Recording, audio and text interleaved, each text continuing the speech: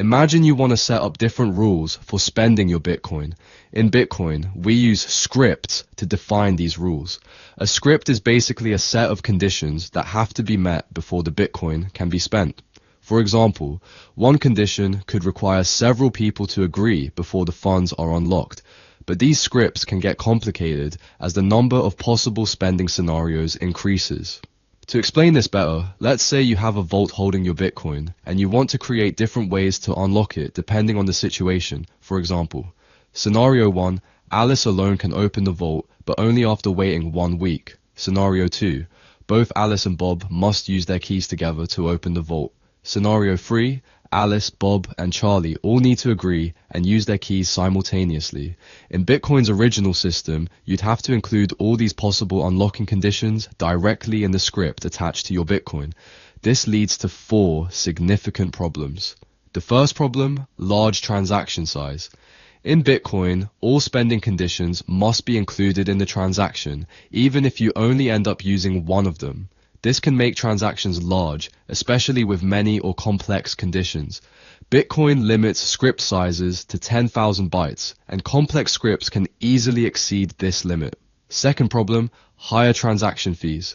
Larger transactions take up more space in the blockchain, which leads to higher fees. Third problem is privacy. When the Bitcoin is eventually spent, the entire script with all possible conditions is revealed to the public, even if only one condition is used.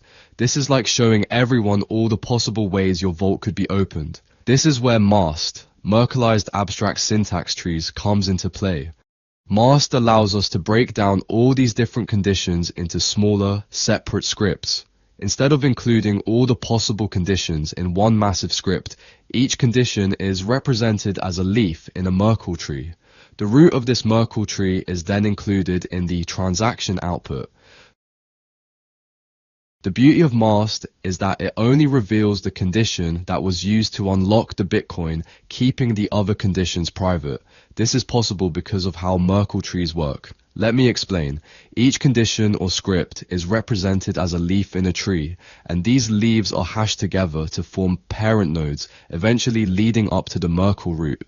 This root is what gets included in the Bitcoin transaction. When someone spends the Bitcoin, they only reveal the specific script they are using, along with a small proof showing that this script was indeed one of the valid conditions in the tree.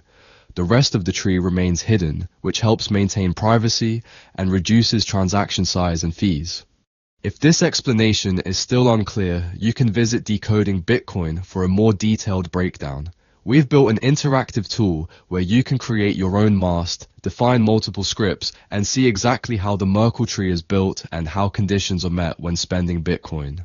Understating this will give you a solid foundation for our upcoming content on Taproot.